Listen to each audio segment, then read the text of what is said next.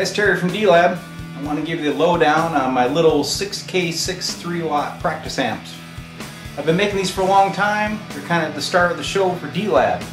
So let me go through the controls. Got a scope here. You can watch it function and see what you think. Okay, the Selector is a very basic amp.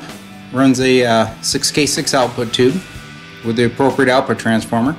You got a 6x4 rectifier, and over here a little 12AX7 for your preamp.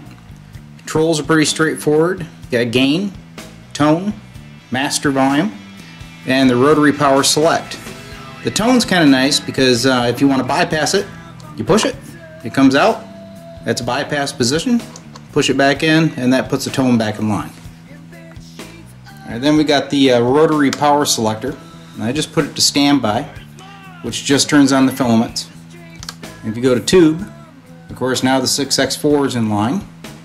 If you go to diodes, now the 6x4 is out of line and there are some internal diodes inside, and you get a little bit more output. If you watch the scope, you can see the amplitude changing as I'm selecting between tube and diode. Another real nice feature of the little 6K6 amp is you can overdrive your gain, okay, and you can turn down your master and still get that preamp overdrive, okay, or you can do the opposite. You can turn down your gain, crank up your master, and then when you bring up your gain, now you're getting output tube distortion. So you can kind of get a balance between your master and gain to get the sound you're looking for. Alright, now we'll take a look at the tone control. If you watch the scope, tone's in line. I'm at 1 kilohertz on my audio generator.